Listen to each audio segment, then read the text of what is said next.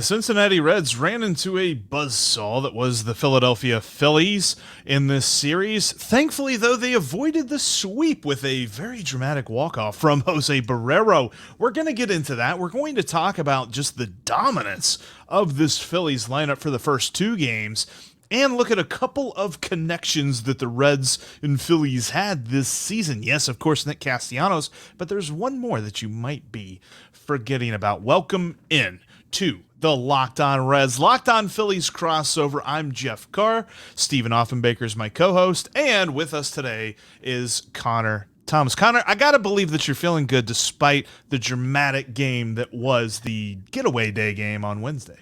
I'm feeling a little bit better now that we're a couple hours removed from the final pitch of the game that ended up in a RBI single up the middle there and cost the Phillies the sweep. But not a bad bounce back series, especially following what the Phillies did in New York against the Mets, which was two consecutive shutouts on the wrong end of shutouts to end that series. So, I can't be mad at an 11-run performance yesterday and 2 wins out of 3 games. Whereas, Steve, it just seemed like a lot of pain for like 18 innings. And really, I mean, from a lineups perspective, you can add the first 8 innings of the third game on there too. So like 26 innings. Oh, whatever. I'm trying to do math. Steve, you know how that goes. Yeah, don't do math. I'll tell you what, I'm glad that they avoided a sweep and couldn't be happier for Jose Barrero. But for me, the story of the salvaging of this series was the performance of Nick Lodolo. He goes out and strikes out 8, I think, through 7 innings. And then your boy Alexis Diaz comes in and slams the door for a 2-inning win. Basically, he gets the win in that game.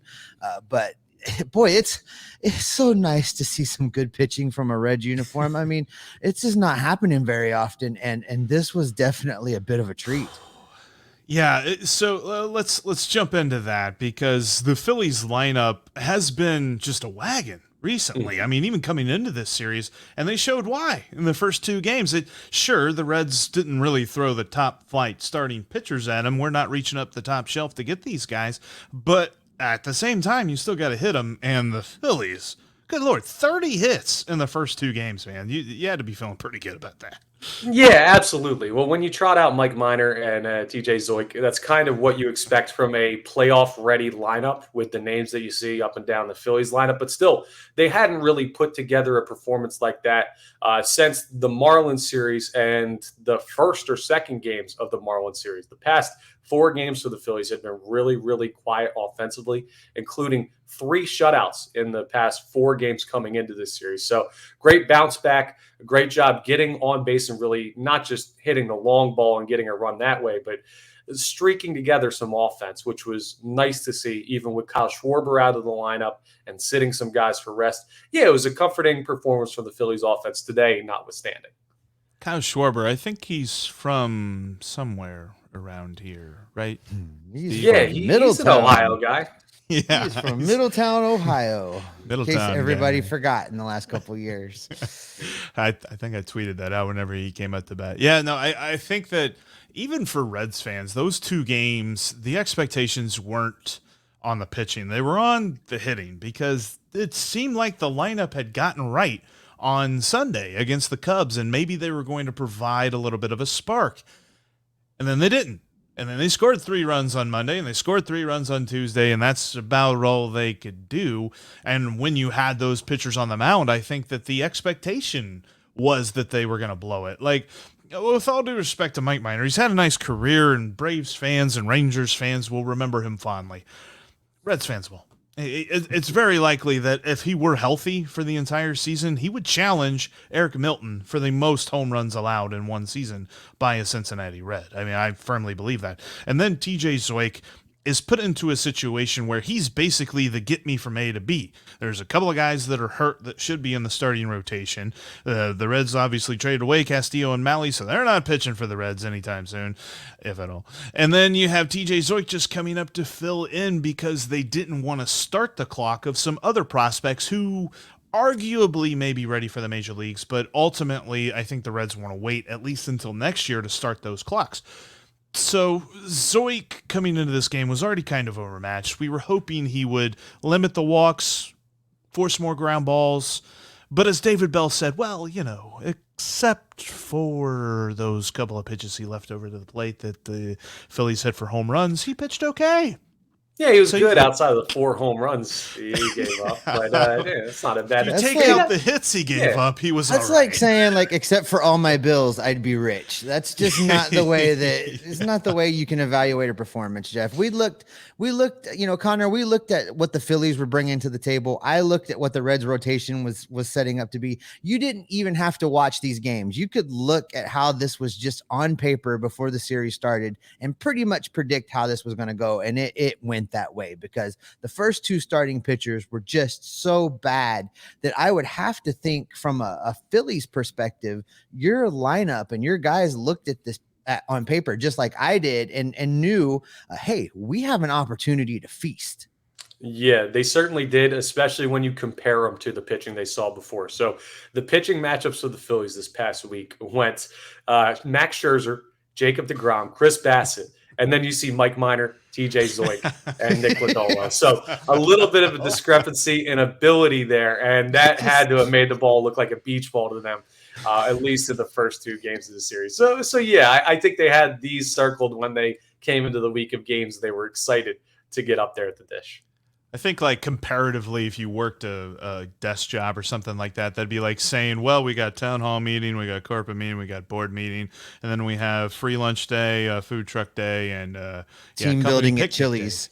Yeah, team building at Chili's day. Like, pretty much. Yeah, and Lodolo pitched amazing. And I tell you what, I do want to get into some Phillies pitching here in just a moment because we saw some really good pitching from the Phillies. But one other note, too, looking at this, just the way that the Phillies bullpen has transformed with David Robertson back in the home. Guy that was a Philly in a couple of years ago, and now he's back and he looks completely different. The biggest difference other than the lineup for me was the way that the bullpens pitched because the Phillies bullpen was just on fire. And even though they gave up the game on Wednesday, even that was still like, the Reds had to dink and dunk to get there. It wasn't as if it was egregious.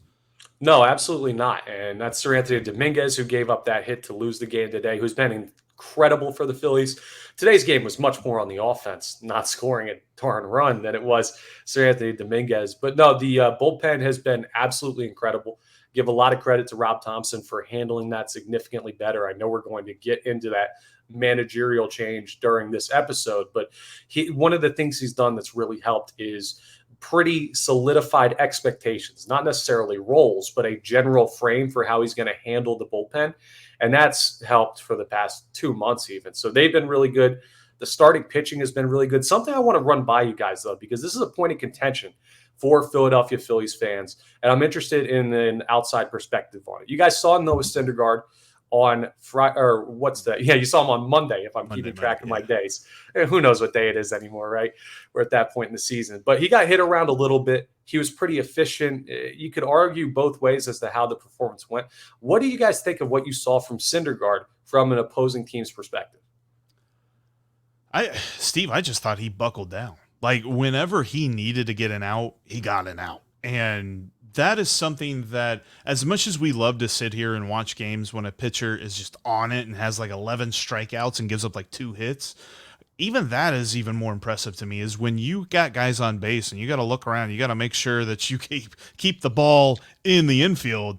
It seemed like Noah Syndergaard did that whenever he needed to. But it felt like a lot of hard contact, no?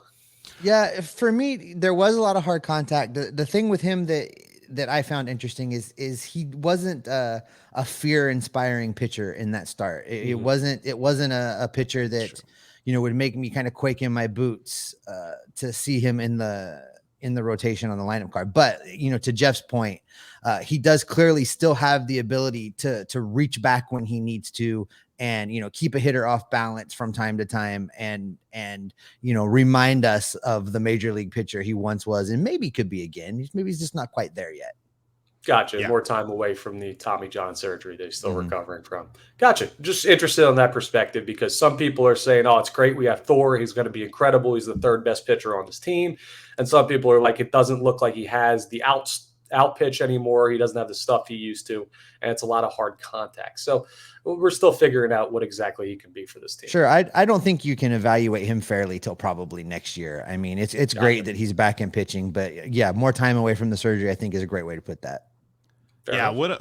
When I think of Thor, I don't think of him in his old form. Like, I think, like, if this is Thor Fat whenever Thor. he got a belly. That's what we said it on the morning show that I'm on Sports Talk Radio. We called it Fat Thor. That's what he is. Yeah.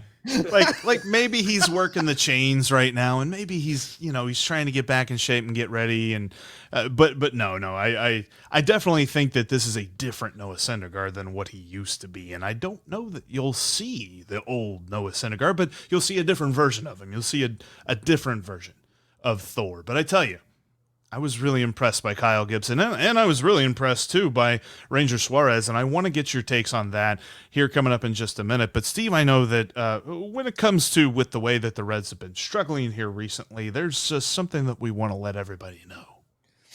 If you heard our last show, folks, there was very serious, very somber, ad campaign that's running right now about, not drinking and driving. You need to basically drive sober or you're going to get pulled over. And here's the bottom line. If you're out at Great American Ballpark right now, to really even be able to enjoy that baseball team a little bit right now in Cincinnati, you're getting blasted. I'm getting blasted. Jeff's getting blasted. God knows the pitchers are getting blasted. Everybody is getting blasted at Great American Ballpark. If you're going to do that, if you're going to drink, you need to drink responsibly. You need to make sure that you arrange to have a ride ahead of time, or you're just not driving at all. You need to hoof it home, give you time not only to walk off all those beers it takes to get through a Cincinnati Reds start, but it'll help you decompress from the fact that they just gave up 17 home runs in a game.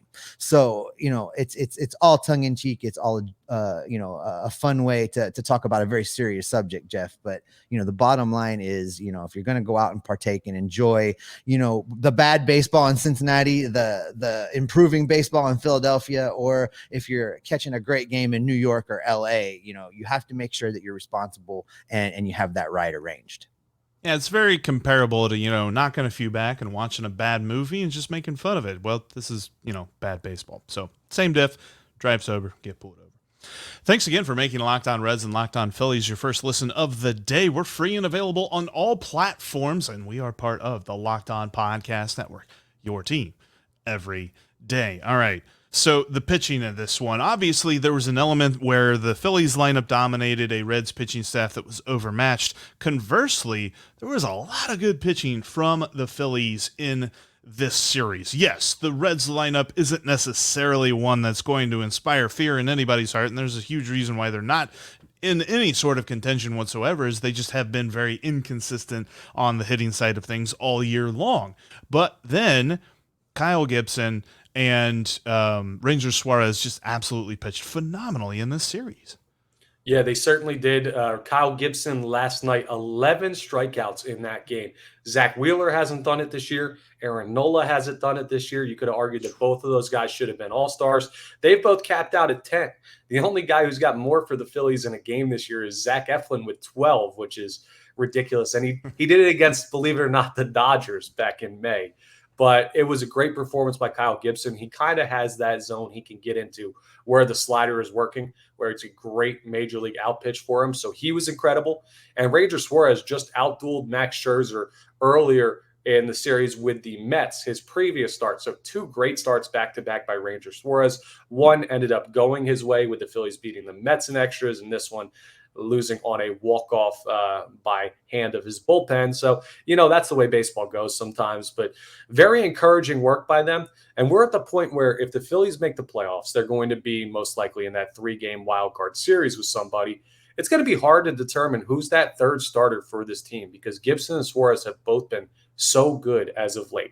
They continue to be hot, and if they stay this hot, it'll be hard to keep the Phillies out of the playoffs.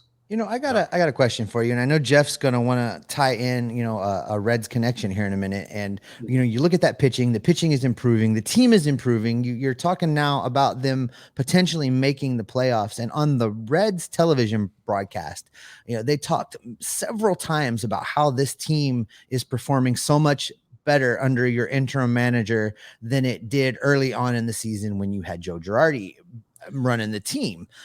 What do you point to as the turnaround here? Was it timing? Is it the manager that much better? I mean, what's going on in Philadelphia? Yeah, there's a couple things that Rob Thompson has done that Joe Girardi never did. How much of an impact they had is debatable. I think part of it is the schedule just happened to get easier right around the time Joe Girardi left. But also, the young players playing, guys like Bryson Stott, Derek Hall, who you guys saw at DH and first base in this series, Matt Vierling, players like that got opportunities under Rob Thompson. Joe Girardi would play them one day, sit them 3 days. They couldn't get in a rhythm, and it's been an issue the past couple years of not being able to develop young talent. Happened last year with Alec Boehm, who was the NL Rookie of the Year runner-up, and he gets sent down the next year because he's missing days at third base to give opportunities to guys like, well, this year was Johan Camargo. It's dumb to play guys who are not in the plans of this team in the future, and the young guys playing was huge for Rob Thompson. Very framed roles we talked about already with the bullpen was another thing. And the biggest thing we've heard is communication. They said Joe Girardi talked to like nobody in the clubhouse, the players. Nick Castellanos had a comment about 2 months into the season that said maybe he's had 2 conversations with Joe Girardi since he's been here. So that's very damning. Maybe it's because Rob Thompson's Canadian and he's just that much more friendly and easier to talk to. I don't know if it's that simple, but those are the 3 biggest differences that I've heard from being around the team. And they've turned into, well, you see the dividends based on the record. Yeah, and it's interesting that you said that. It's like we have the same mind, because I think that that's an important thing, whether you're a contending team or not, is realizing who's going to be a part of the future of this team. And that's something that really the Reds almost begrudgingly accepted after a terrible first month. Like the first month of the season really sunk this team, as much as Steve and I wanted to hold on to hope that they were even going to touch the over, let alone be a wild card team or be 500 or something like that. None of that's happening. So they have to focus on giving young players playing time. And it's odd that they chose now, after a hamate bone injury and after struggling through AAA, to give Jose Barrero everyday playing time, but that finally paid off today. And I'm hoping that this is kind of the turning point, because you watched it, you saw it, something that we've seen ever since he came up. There's something about that pitch that bounces in front of the plate that he thinks he can hit. I don't know why. He swings it every time, but he finally laid off of one from Sir Anthony Dominguez. I mean, it bounced in the left-hand batter's box, for the love of God. He like even offered at it halfway, but then he hits it. Then he gets not that pitch, but then he gets a hit. And he gets that confidence up. And I think that that's huge, because if you play those young guys and get their confidence up, like an Alec Boehm, who is having a pretty nice bounce back season, or Bryson Stott, who ever since getting that call back up has been phenomenal, you look at that and you say that is where the manager plays such an important role. Like in this day and age of baseball, the manager doesn't affect the game as much as he used to, but there's still those kinds of decisions. How plugged in to the team's plan is he, and how committed is he to giving those guys the playing time they need? Yeah, definitely. And you brought up a perfect example. We saw it today. Barrero's batting 170 coming into that at bat. And now we learned post-game, unfortunately, that Joey Votto couldn't have pinch hit for anybody there. But you're thinking, why do you have this guy up the plate? Why is he up here? Is he struggling too much to get the opportunities anymore? And he goes and hits a walk-off. Like, staying with guys like that. There's this whole saying in sports about guys who haven't won a championship, like, oh, they haven't been there before. Well, yeah, there was a point where Michael Jordan hadn't been there before, and where Derek Jeter hadn't been there before, and like all of these guys. You're not there until you get the opportunity to make it, and that opportunity can make all the difference for young players. So we're in the same mindset when it comes to that. And programming note for the Locked On Reds listeners, we're not ignoring the Joey Votto injury, but Jeff and I are so broken up about it. What we decided to do is pull it out of this episode, and we're going to do a whole separate episode just talking about Joey. That'll be a special bonus episode in the Locked On Reds feed, if you're wondering what we think about that. Jeff, we've been talking about the Phillies pitching just a little bit. And, and Connor has made some great points about, how they've developed and what they've done. And you, reminded us that there is an actual connection to the Reds. And as a matter of fact, Phillies fans owe us a thank you for their improved pitching. Yes. And the connection everybody knows is Nick Castellanos, but everybody forgets about Caleb Cotham. They forget about the former assistant pitching coach of the Cincinnati Reds under Derek Johnson. He was the guy that came with Derek Johnson whenever he first started here. And the Reds pitching was kind of revolutionized under Derek Johnson, but I think that Caleb Cotham was a big reason for it. And he is showing that with the Phillies now. I want to talk about that and also talk a little bit about Nick Castellanos. Coming up here in just a moment, the connections of the Reds and the Phillies and how that is really helping out the Phillies quite a bit, a lot more so than the Reds. That's coming up in just a moment, though. But Connor, did you know that when it comes to sustainable weight loss, the key is actually through your liver? Wow, really? This little guy down here. Yeah. I mean, it helps. Like, and there's a key to really detoxifying that liver, and it's through the Liver Health Formula by Pure Health Research. In fact, the Liver Health Formula puts together 8 super nutrients that all come together that help your liver work more succinctly. It's going to clean it out, get all the bad stuff out, and help you help yourself with your liver. The Liver Health Formula you can get risk-free today as a listener of the Locked On Reds and Locked On Phillies crossover podcast today, just by going to getliverhelp.com/MLB.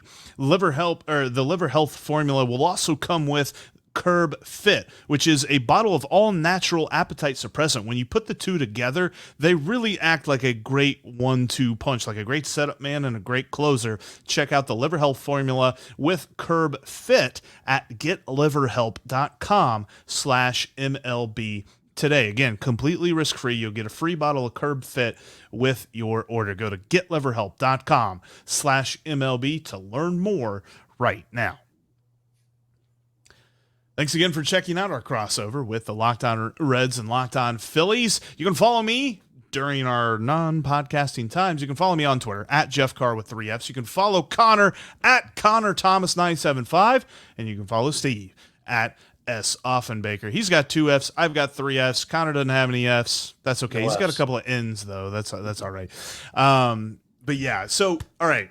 Let's jump back into this because Caleb Cotham really was part of the driveline initiative that the Reds took. Whenever they brought in Derek Johnson, they brought him in. And next year they brought in Kyle Bodie, the guy that founded Driveline, and through all of that, maybe had overcorrected to Driveline a little bit, but then were able to integrate it very succinctly. And I think that he's probably brought that to the Phillies.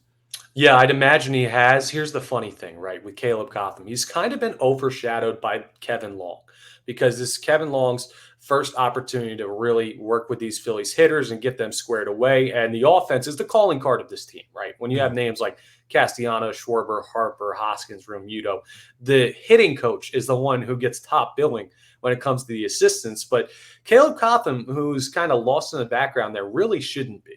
He's done a lot of really good stuff for this team. And the most notable thing that he's brought in since becoming the Phillies pitching coach is the aggressiveness on the mound.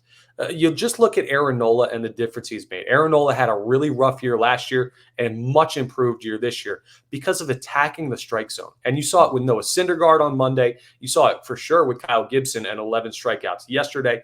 And Suarez today, there's a lot less waste of pitches. It's more ambush pitching of a style. And it's something you haven't seen from Phillies pitchers, especially in the bullpen as well, over the past couple seasons. So it's subtler differences, but if you know where to look, you can see the change in philosophy that Caleb Cotham has clearly brought to this team. And it's making a difference both with the starters and the relievers. Yeah, I look at, especially just because it's fresh on my mind, the way that Ranger Suarez pitched today. Like, he didn't get the strikeout totals that Kyle Gibson had, but he was putting the pressure on. I mean, he was facing a suboptimal lineup for the Cincinnati Reds, and he knew it. He wasn't going to dance around the zone. He wasn't going to complicate matters for himself. Sure, he had a few walks, but overall, he kept the pressure on the Reds to get a hit when he knew that there were a lot of guys in this lineup that if they got a hit, that might be the only hit that they got for the day. And I definitely saw that pitch efficiency from everybody that the Phillies toted out there, including, that wasn't Jimmy Nelson. It was just, who was the guy that Nick Nelson was Nick Nelson. Yeah. When you saw him come out, he was the first guy that the Phillies ran out there whose ERA made you think, like, could the Reds hit him? Nah, the Reds are down by 8. It doesn't really matter if they hit them. They did get a run off him, though. The only problem was did. you guys had a position player pitching at the time, so that game was pretty much Hey, done. that is bullpen superstar Leo Lopez you're talking about there. He's got a minor league appearance to his name too, so apparently he's not new to this. But no, you're absolutely right. And the funny thing, the genius behind that approach of attacking hitters in baseball, at least this year, right?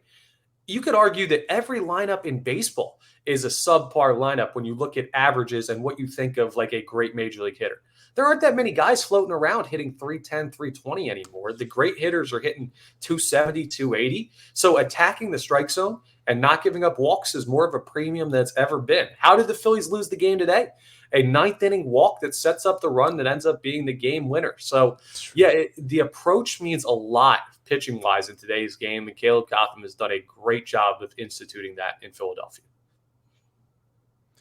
Yeah, that's something too, Steve, that when I look at not necessarily Zoik and Minor, I mean, those guys are what they are, but Nick Lodolo today was just on fire.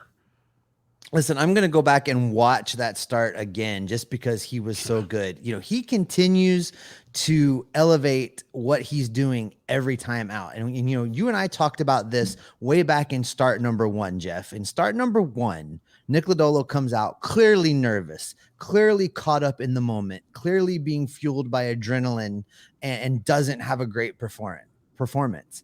And all he's done said to them is get better every single time he sets foot on the mound. And we saw that again in this start yesterday, and his, 7 innings of shutout baseball, striking out 8 and continuing to show, I think, all of us that he will be the Reds' number 1 in the rotation opening day next season, and everybody else is just going to have to fall in line.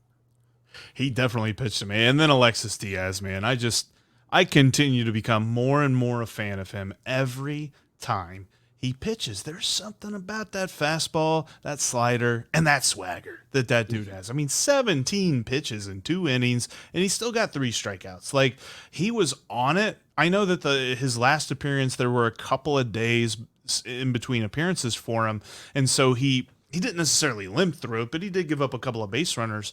But in this one, it was just like everything that we had seen from the first 2 games had shown me that Reds pitching was overmatched in the series. For one day, for one game, they proved the opposite. Yeah, and those were high leverage innings from Diaz. They were great there to throw that spot against pretty much a sure, in my mind, playoff team. And the lineup is for sure playoff caliber, is impressive. And the funny thing, I'm going to give myself a little pat on the back here. When I recorded this morning the preview of this final game of this series, I said, this is a trap game with Nick Lodolo going and an off day looming for the Phillies. His strikeout stuff has been incredible this year, even if he doesn't have the total number of innings for a sample size you'd want to see from a starter at this point. And it could be one of those overmatched games with a tough lefty who looks like he's got some good stuff. I didn't realize how good his stuff would be just by the numbers, though. He was really impressive today.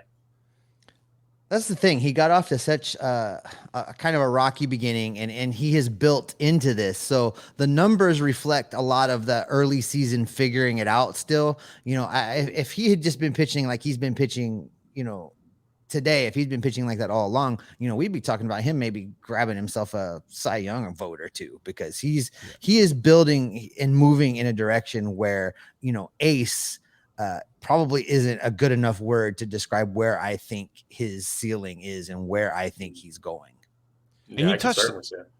And you touched on something, Connor, and I want to close with this, is that looking at the playoff standings right now, Phillies are in the second wild card spot. They're a game ahead of San Diego. San Diego is a game ahead of Milwaukee. So you got those 3 teams that are right there that are going to be competing for the rest of the season. I don't necessarily think, the Giants might creep up, but I don't think they will, just because there's been some sort of dark cloud over them all year long, and they didn't make a big move at the trade deadline or anything like that.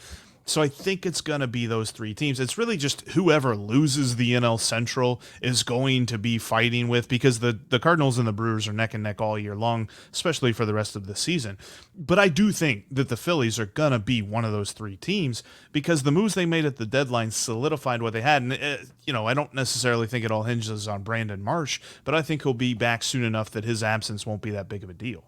Yeah, and it's lucky that turned out to just be a bone bruise with no structural damage, they think. They're still getting a second opinion on that to make sure, but it looks like he may have a minor injured list stint, but I'd imagine it'll be 15-day IL and be back. No, it's nice, and they do look like a potential playoff team, very much leaning that way. It's funny, I wrote an article. We're doing this for you guys on Locked On Reds. We're going to try and do this in your honor. But we need to win the NL Central pretty much when you're looking at how the Phillies stack up. If they beat the Cardinals and Brewers in record, they're in. So it's almost like, hey, throw the NL East out. Don't worry about the Braves, who are great, the Mets, who are outstanding. Win the NL Central. We're honorary NL Central members. And if we can finish ahead of the Cardinals and the Brewers, there's playoffs for the first time in a decade. So if we do, we will share part of the NL Central title with you guys on Locked On Reds. Fair enough? Well, God knows nobody in the NL Central wants to win the NL Central, so it's all yours. Yeah, I think what I'm hearing is that Phillies fans should be Reds fans the rest of the way, except for there are a couple of games that the Reds and the Phillies play in Philadelphia. But yeah, I'm with you. I think that it's really just whoever wins the NL Central is going to make the playoffs. I don't look at San Diego, Atlanta, Philadelphia and think that one of the Cardinals or the Brewers aren't even necessarily better than any of those teams, let alone better than the Dodgers or the Mets. So I think it's going to be interesting to see how that all plays out. But I'm calling it. I'm saying the Phillies make the playoffs. Hope you're right. That you're happy to hear that. And with that happy note for Phillies fans, at least, that's going to be where we end today's crossover. Thank you so much for watching, for listening. If this is your first time, make sure that you're subscribed. Whether you're a Reds fan, subscribe to Locked On Reds, or a Phillies fan, subscribe to Locked On Phillies, or, if you like to hear about both teams, subscribe to both. I'd love that if you did that. Check us out also on audio if you're watching us on YouTube. Now, make sure you make your second listen Locked On MLB, as Sully has you covered on baseball present and past with his unique perspective. He adds humor to it as well. Sully's got you covered every single day on Locked On MLB. It's just like Locked On Reds and Locked On Phillies, free and available on all platforms. We'll talk to each and every one of you tomorrow.